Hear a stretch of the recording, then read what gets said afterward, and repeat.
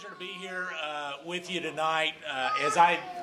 I'm a conservative Christian businessman from Jackson County, as well as the other candidates. We're putting unbelievable miles on the car, and we know that one of the great problems we face is price of fuel. Vance has said it. No one knows that better than a congressional candidate. As you're $70 a day as you start traveling across this district to get the message out. But I stand for life, liberty, and less government. From a life standpoint, I'm unapologetically pro-life. I believe that marriage is between one man and one woman. And I'll give you some good news. I think, I'm not concerned about people not showing up. The early voting right now is showing that people are coming out and they are voting for one man and one woman, and that's why they're showing up. And so that's what we need to continue to do. Now, the bad part about that is they're coming and they don't know any of the 8 congressional candidates that have been spending hundreds of thousands of dollars. So as we do that, we want to try to make sure that we get the message out.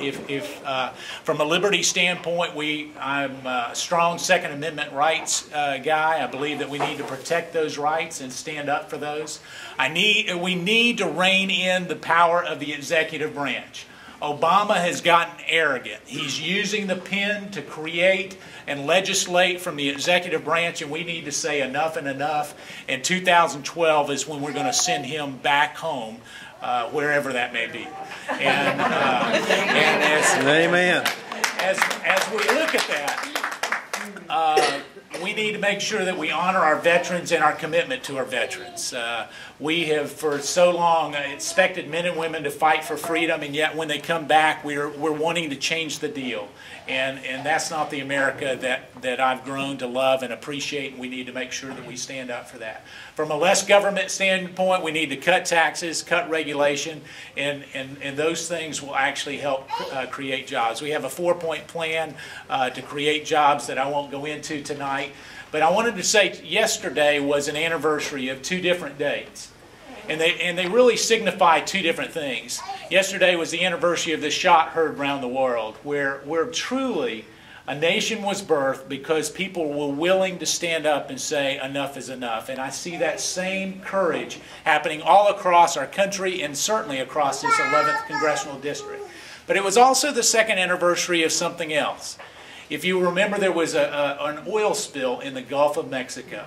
And yesterday was the 2-year anniversary, and it was going to annihilate the Gulf, and we will never see things like they ever were again. And the environmentalists were telling us, for 30 or 40 years, you will be reaping the unbelievable bad benefits of that.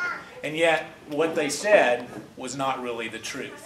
And so what we need to do is have a sound energy policy that allows us to go ahead and drill, whether it be in ANWR or offshore or onshore, tap our natural gas resources. We've got one of the largest in the world in North Carolina, and we need to go ahead and tap those.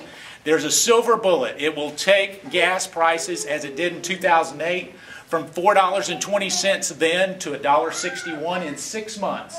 If we said we were going to drill, it would do the same thing tonight. You talk about real relief for the average and middle income working family, that will do it. We need to do it and make sure that we do it now.